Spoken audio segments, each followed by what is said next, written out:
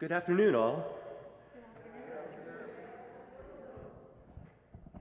I'm Reverend Jude Geiger, the Minister of Community Engagement here at Community Church, and I welcome you all on behalf of our staff, our ministry team, and all our lay leaders. It's good to be together, both in person and online. Community Church is a multiracial, multicultural, multi-generational congregation with a vision and commitment to build a world grounded in equity and inclusion. Here with me this morning is our Director of Music, Jerry Brown, Darnell White, our musician in residence, our talented choir, and we send love to two of our choir members who had to call out ill today, and Reverend Peggy Clarke, our Senior Minister. And the Omega liturgical dancers are also with us today and will be with us once a month going forward. And a special thanks to Amir, our Monday through Friday building support, is filling in for Anthony this morning. Community Church is in transition. We've sold our church building and are in the process of finding another in this neighborhood. We are guests here at this Church of the Incarnation in the meantime, for which we are grateful, even if this beautiful space may or may not perfectly reflect our theology. Children are always welcome during worship. Feel free to move around the space or to move back and forth to join programming happening upstairs in our loft through those doors. The sounds of babies crying or children fidgeting is a beautiful part of being in community. Masks are optional. Please be respectful of each other's individual decisions and needs for personal space. And today, we are celebrating the upcoming Winter Solstice and Hanukkah, which starts this evening. The title of our service is By Thy Light Glowing. Please rise in body or in spirit, and let's sing together our opening hymn, Light One Candle. It's number 221 in the Gray Hymnal.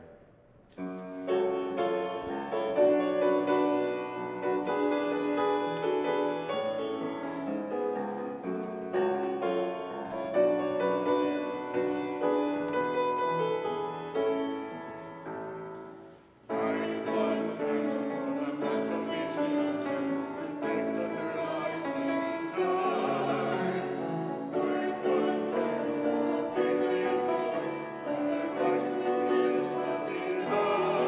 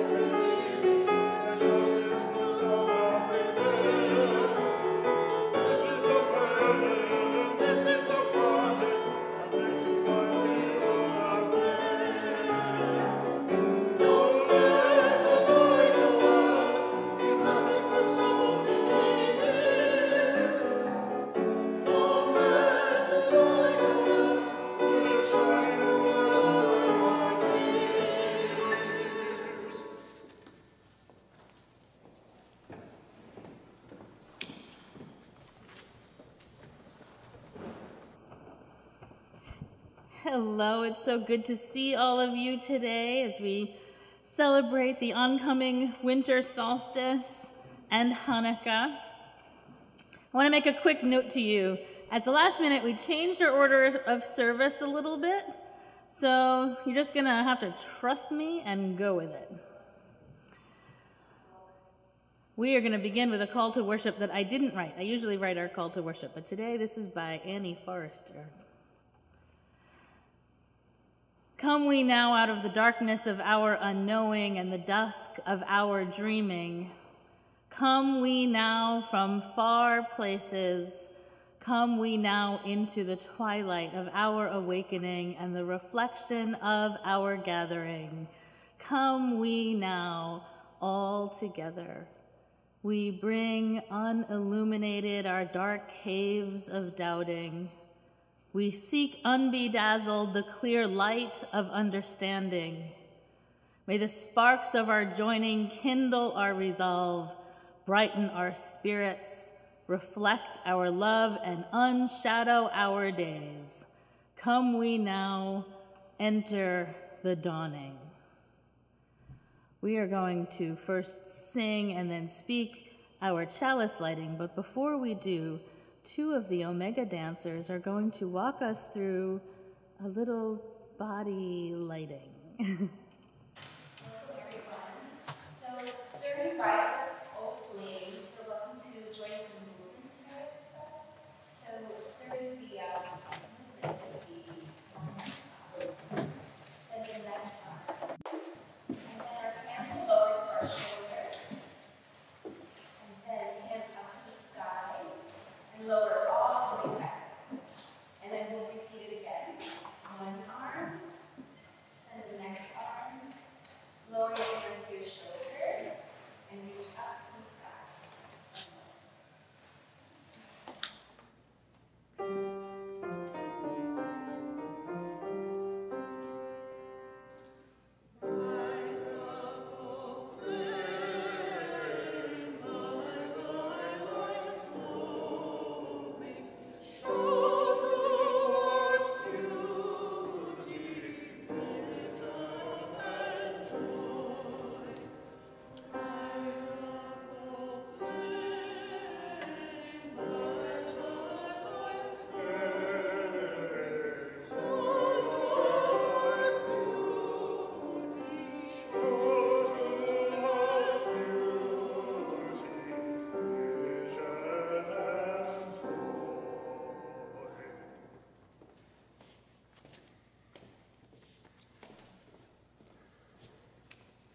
We light this candle, the flame of our heritage.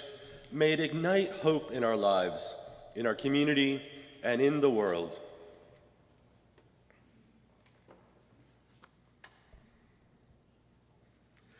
I invite you to join with us in our unison affirmation as printed in the order of service.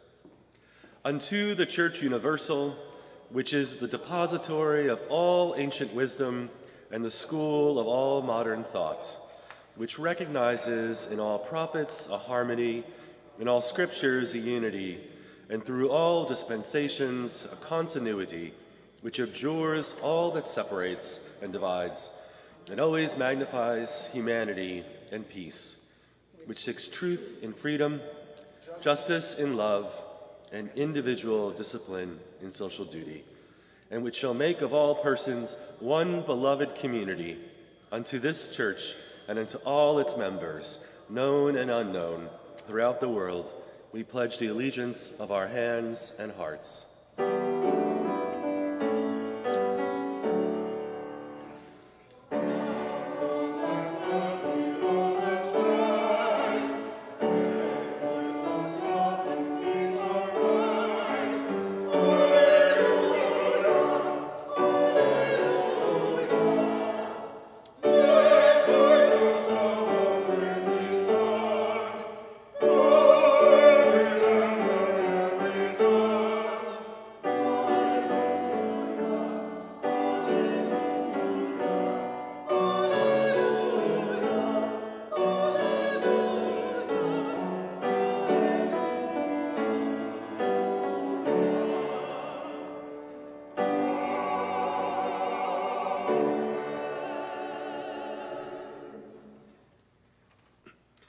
Join with me, if you will, in our spoken land acknowledgement. We are gathered on the unceded land of the Lenape peoples. We acknowledge the Lenape community, their elders, both past and present, as well as future generations.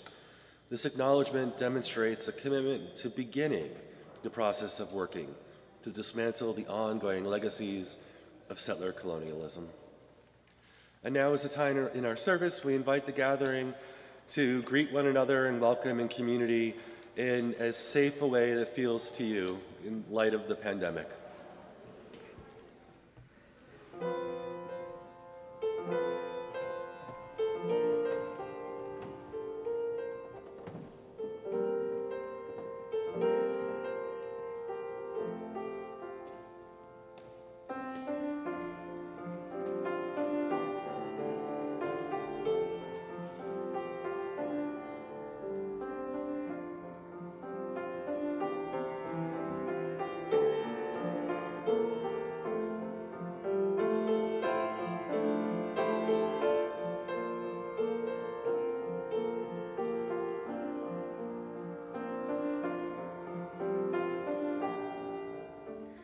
Let's focus first on the sound to bring us back into our space and maybe into our bodies.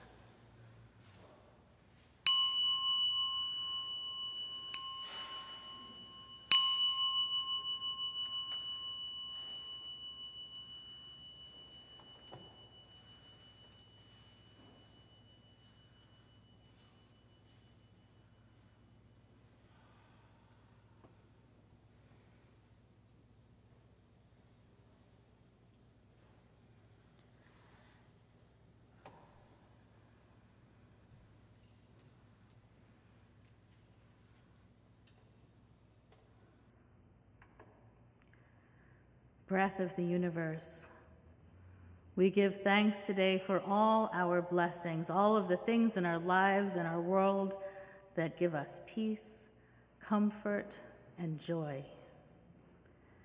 We give thanks for this beautiful, ancient, and fragile planet, for air and water that give us life, for trees and plants that sustain us. We are grateful for the sun, even as we move so far from its light and warmth, for the turning of the seasons, for the call indoors, for the generosity of Mother Earth as the cold and ice settle in.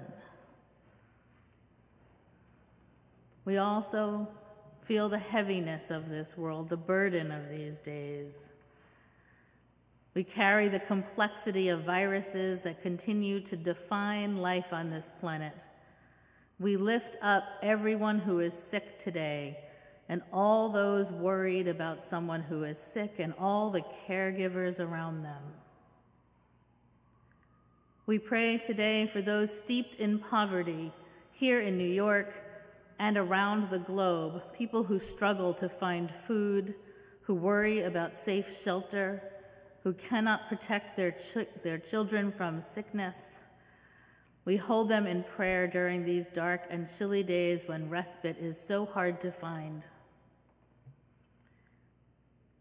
We pray today that we embrace our power, that we claim our voices, that we know ourselves to be critical in the fight for liberation, even as injustice and oppression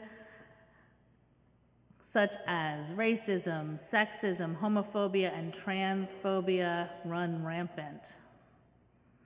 We also pray today for those people, especially those in this congregation, who are struggling, who are lonely, who are sad, or who are afraid. Spirit of life, give us the gift of friendship. Give us the mind to know what is needed. Give us the heart of conviction that we won't lose faith, that we won't lose hope. Be in us and with us as love, so our vision of a better world can guide us on during these dark and chilly days.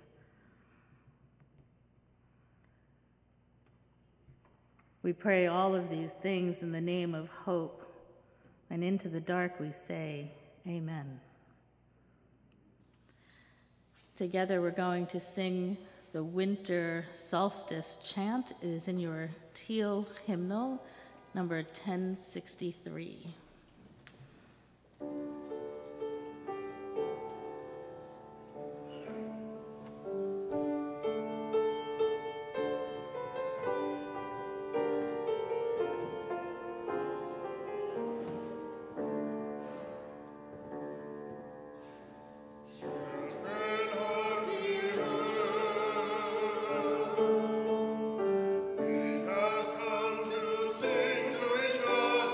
Sister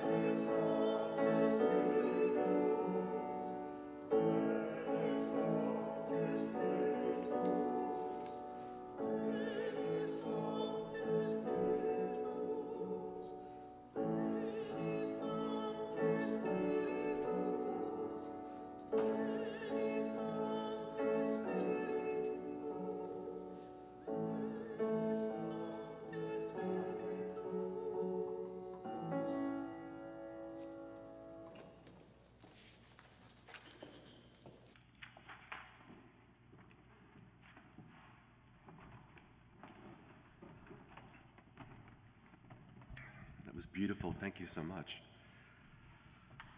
Our reading this week is a story called The Rebirth of the Sun by Starhawk. Circle around, I'll tell you a story about when the sun was born again.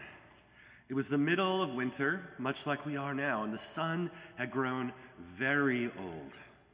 All year long, the sun had worked very hard, rising and setting day after day. All year long, the sun had fed everybody on earth, shining and shining, giving energy to the trees and the flowers and the grasses so they could grow and feed the animals and birds and insects and people. All year, the sun's gravity held tight to the spinning ball of the earth and the twirling ball of the moon and the 8 other planets whirling around as they traveled around and around and around until the poor sun was so dizzy watching it all. Now, the poor tired sun could barely make it up in the morning, and after a very short time, needed to sleep again. Some of us have been there before, right? So the days grew shorter and the nights grew longer until the day was so short it was hardly worth getting up for.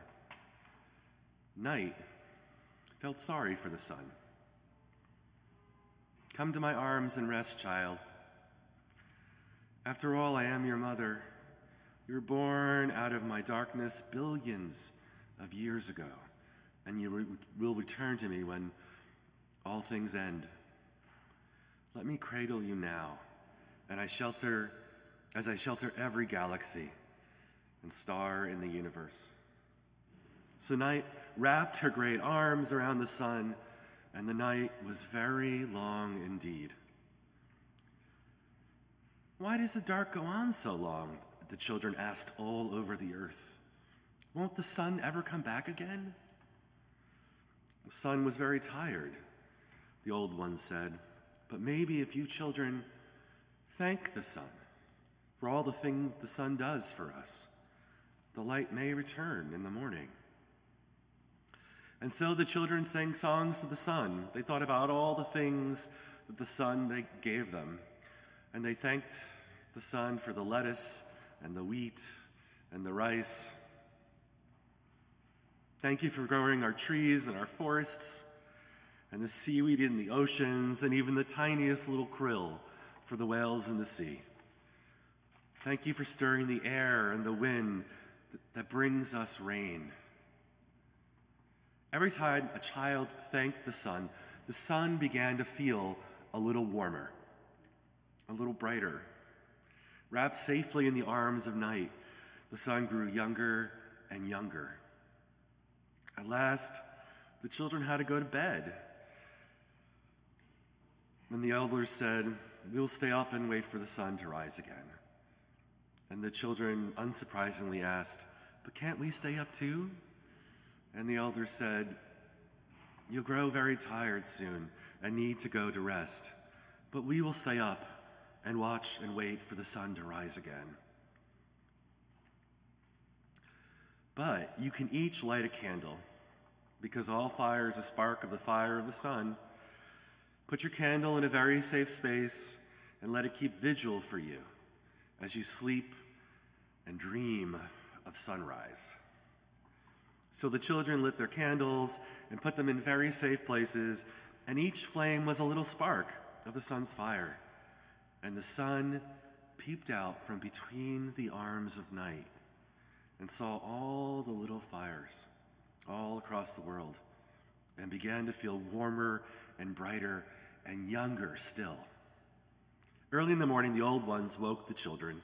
Together they climbed a high hill and faced to the east, the direction of the sunrise. They sang songs to the sun and ran around trying to keep warm in the cold winter. And they waited and waited to see what the dawn would bring. This one more time. The sky began to turn from black to indigo to blue. Slowly the sky grew light. A golden glow crept across the horizon. Night opened her great arms, and in a burst of brightness, the sun appeared, new and strong and shining For in the long night the sun had rested well and grown young from the songs and the thanks of the children, young as a brand new baby born out of night once more. Everybody cheered, and the children jumped up and down. The sun has returned, the sun is reborn, the people cried. And they danced and sang to celebrate the birth of a new day, and they celebrated on into breakfast. I invite our choir for our musical response.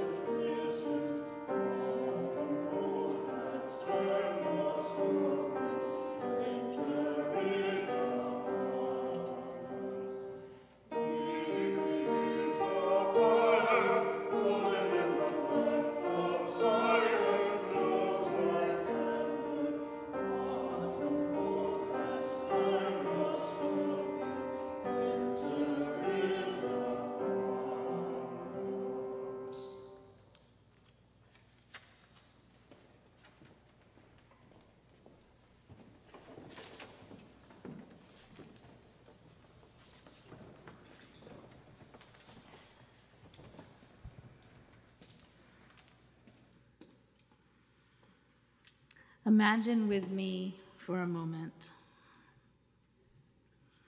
We're in a cave, a dark temple, with a fire and some candles to keep us from complete darkness. The light is low, sounds are hushed. We hum, we sway, we huddle together, smiling at each other across the warm light. We see the night through until day, resting, leaning on each other, holding sleeping children in our arms and across our laps.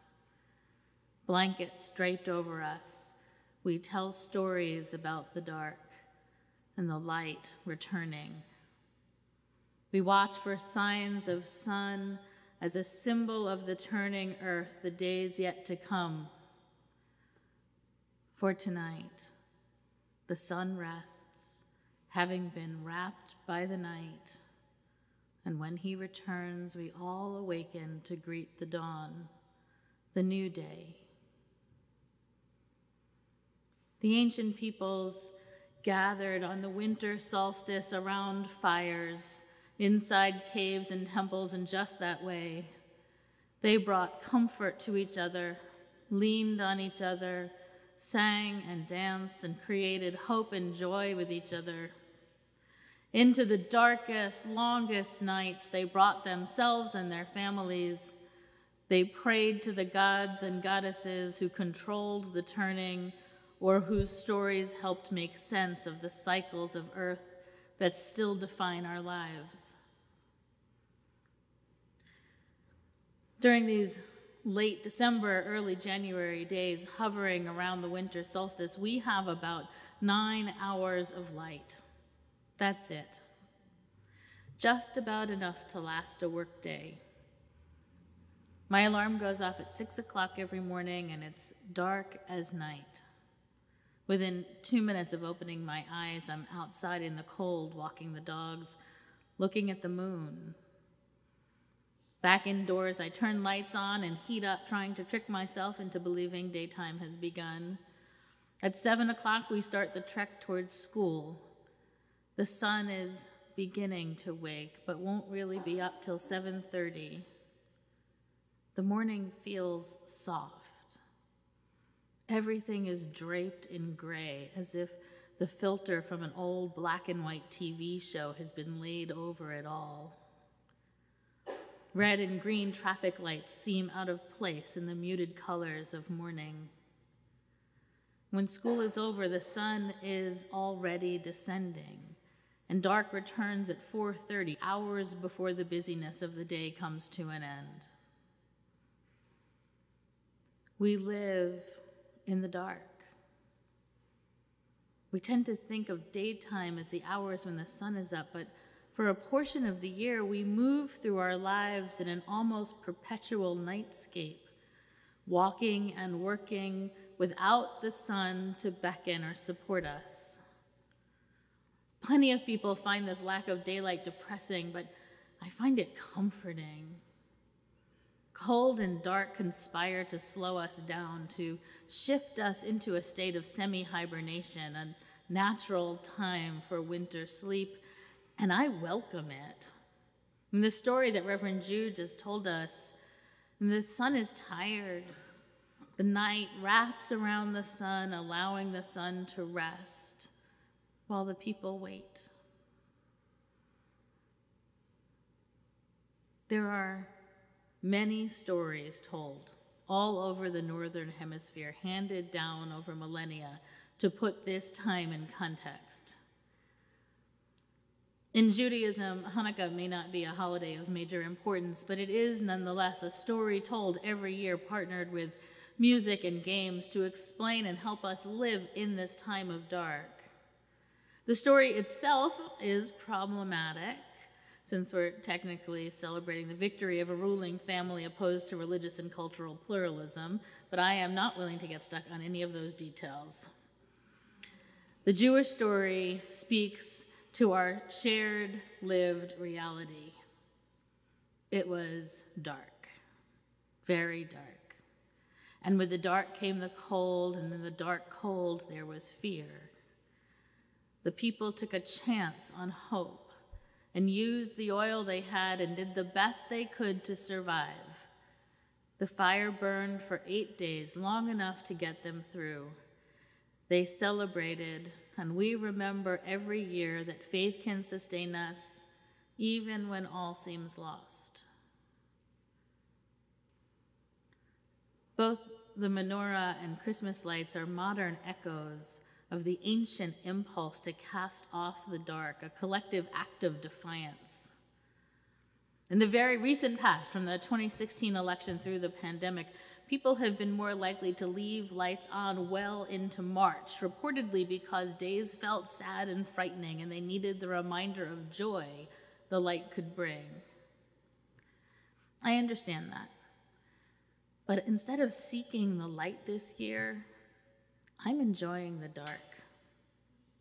It might be a COVID thing. For a good long while, the world slowed down. Recently, it sped up again, and while I'm not going to romanticize anything about COVID, the experience of modern life in slow motion was healing. I'm sorry we seem to have forgotten. As a society, we've kicked into higher gear again. But before the light returns, I'm hoping for a little more time to be comforted by the dark. In the dark, edges become blurry. In the light, we can see each finger on our own hands and where our wrist extends outside the sleeve sitting on it. In the dark, it all melts together. My sleeve, the wrist, and fingers and hands. When someone puts their hand in mine, I can feel them as distinct, but I see them as part of my own body. We begin to blend, as people will if they're walking arm in arm or a group is huddling together in the dark and cold, keeping warm. In the dark, we bend and breathe and feel the energy of each other, but the hard edges of our bodies aren't discernible like they are in the light when we stand apart, hands in pockets. There's mystery in the dark. There's growth in the dark. Plant a seed beneath the soil and the seed will blossom.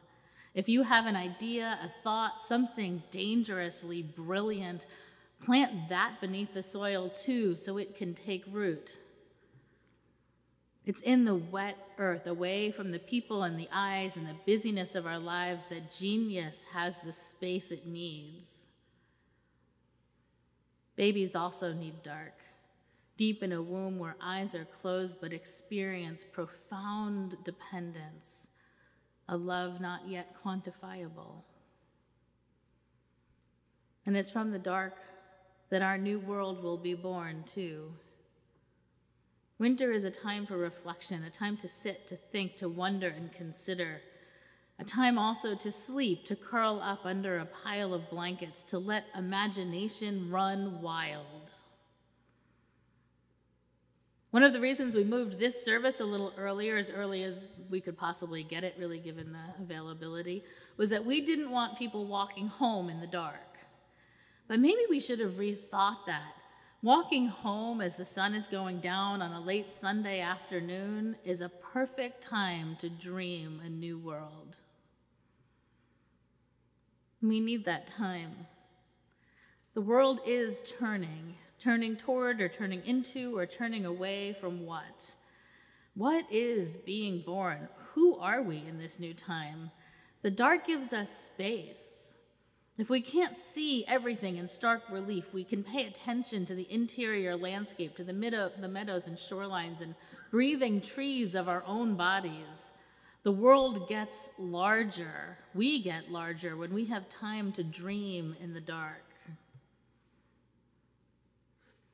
David White writes, "When your eyes are tired, the world is tired also.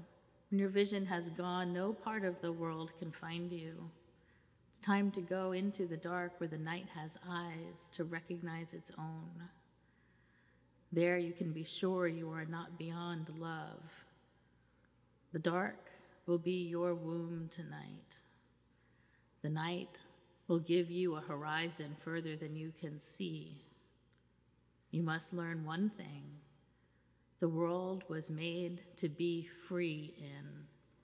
Give up all the other worlds except the one to which you belong.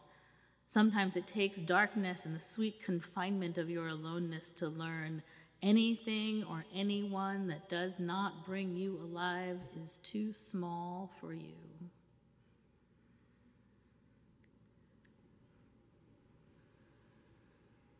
Here in the dark, this winter solstice, I plan to wonder about what should be cast off and what should be reclaimed.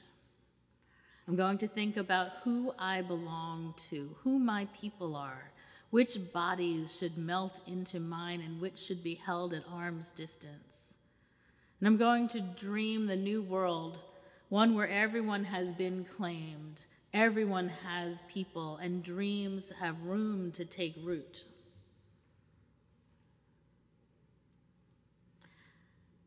This sermon wanted to be written in poetry and music and dance.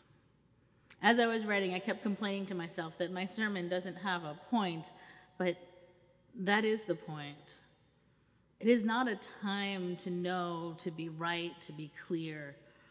It's a time to grapple, to wonder, to wander, to lie back and dream big. That's the invitation of the solstice, of the deep dark that envelops us. I know how important words are in this congregation and that I've already cut sermons nearly in half, but today, 7 days from Christmas Eve, 3 from Winter Solstice, and 2 hours from the first night of Hanukkah, what's beckoning us isn't the hard line of prose, but the soft body of poetry. Instead of explaining through well-researched argument or posing life-defining questions, let's bury ideas in the soil and dance over them, summoning the sun to birth a fresh year. During this winter solstice, let's hum and sway and lock arms and huddle under blankets around a fire together while we dream a new world.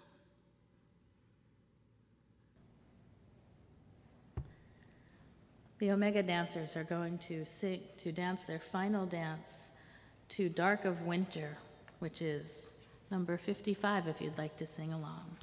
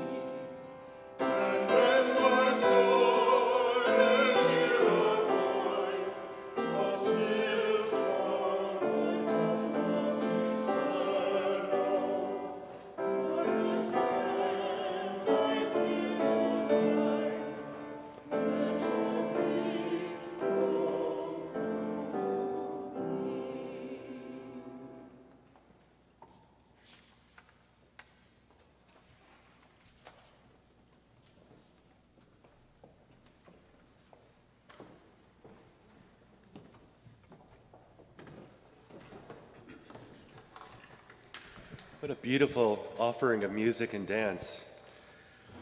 Life at Community Church is busy, whether we are online or in person. It is our hope that wherever you are, and in whatever way you are comfortable, engaging in the mission and ministry of this church, we've provided opportunities for you. Next Saturday night, Christmas Eve, we're gathering at 35th Street at 4:30 for a musical candle lighting service to start the Christmas holiday. That's this Saturday. It's coming up fast. We hope everyone can join us.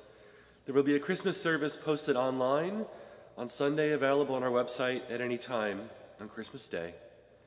And we'll be here on New Year's Day for our annual Kwanzaa service at our regular time of 2 p.m. We are a 7-day church and have programs running every day of the week. You can find more information in the program and on our website. Our ushers are going to pass a plate for our collection. If you're new here, please let the plate go by you with no pressure to give. We are glad for your presence. All gifts offered are accepted in gratitude.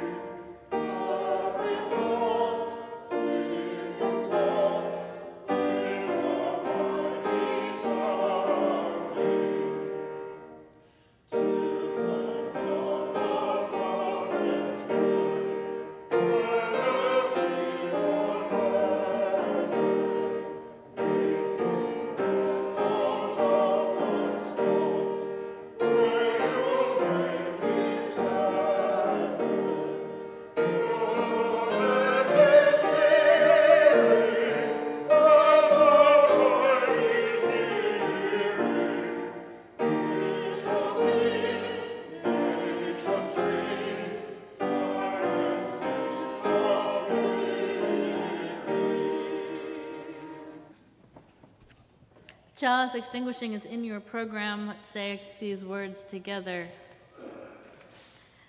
Knowing how quickly the flame of truth may be extinguished, how easily the chalice of fellowship broken, let us be vigilant in faith, keep peace in our hearts, and make care for one another the watchword of our lives together, so our light goes out everywhere into the world.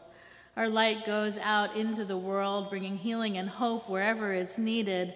Let us go in peace to love and serve the world and one another.